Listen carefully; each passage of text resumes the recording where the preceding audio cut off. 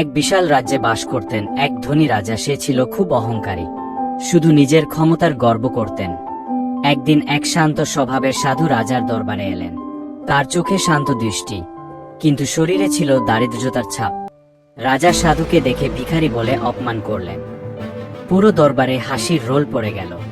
সাধু খুব রেগে গেলেন আর রাজাকে অভিশাপ দিলেন, আজ তুমি আমাকে ভিখারি বললে, কাল তুমি নিজেই পথের ভিখারি হবে। পরের দিন থেকেই শুরু হলো রাজার দুর্ভাগ্য। কালো মেঘে আকাশ ঢেকে গেল, সৈন্যরা সব পালাতে লাগলো, রাজ্য ধ্বংস হয়ে গেল। রাজা একসময় হয়ে গেলেন পথের এক ভিখারি।